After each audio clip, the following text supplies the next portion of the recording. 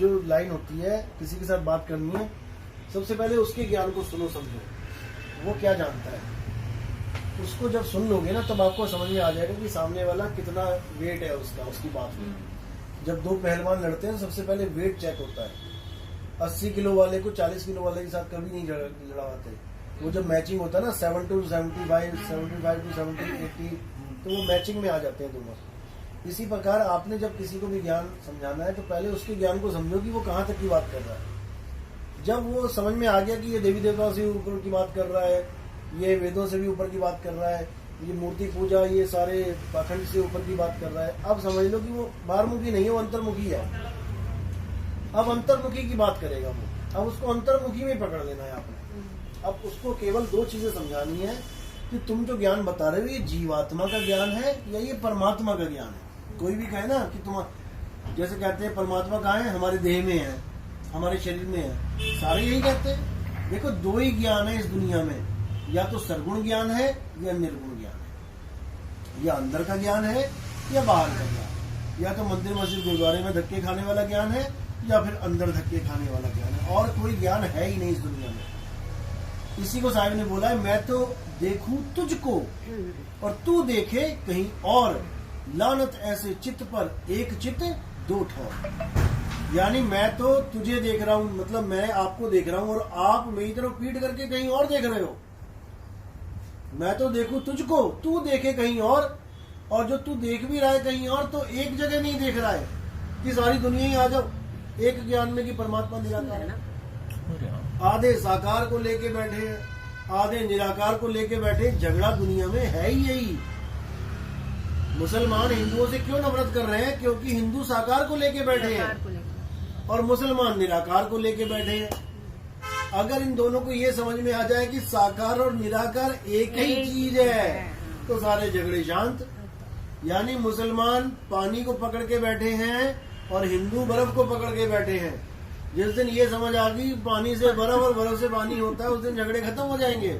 लेकिन झगड़े खत्म होने के बाद भी मुक्ति नहीं मिलेगी, क्योंकि पानी से बर्फ, बर्फ से पानी, ये नेचुरल लॉ है, ये बनता ही रहेगा, ये खत्म नहीं हो सकता। तुमने क्या करना है? तुमने दोनों को छोड़ के, लानत ऐसे चित्त पर एक चित्त दो ठौर, दोनों ठौरों को छोड़ के घूम जाना है। जो तीसरा ठौर है वो उसके पीछे है। परमात्मा हमारे पीछे खड़ा है और हम दो ठौर में फंसे पड़े हैं, यानी साकार निराकार। इसलिए साहिब ने कहा सरगुण निर्गुण का, तो साकार निराकार का करो बहिष्कार, इन दोनों को त्याग दो। कोई सरगुण में रीझ रहा, कोई निर्गुण ठहराए, अटपट चाल कबीर की मुंह से कहीं ना जाए। कबीर साहब कहते हैं तुम पलट जाओ, बस पलटना सिखाता है गुरु। विहंगम चाल से पलट जाना है। अरे उलट समानी आप में, जो सूरत भाग रही थी साकार और निराकार के चक्कर में, वो उलट गई।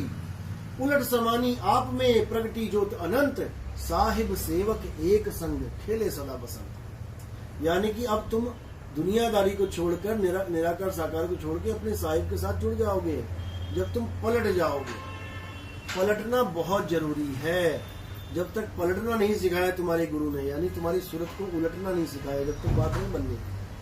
अभी तुम अधोमुखी हो, फिर वो तुम्हें ऊर्ध्वमुख कर देगा, लेकिन ऊर्ध्वमुख और अर्धमुख के बीच में स्टेबल कर देगा। ऊर्ध्वमुख में तो तुम ऊपर भी जा सकते हो, अर्धमुख में तुम नीचे आ सकते हो, लेकिन अर्ध ऊर्ध्व के बीच में रहा कबीरा सो। ये कई बाणियों में, गुरु ग्रंथ साहब की बाणियों में भी आया हुआ है कि ना अर्ध ना ऊर्ध्व, परमात्मा इन दोनों से न्यारा है, बीच में मध्य में है।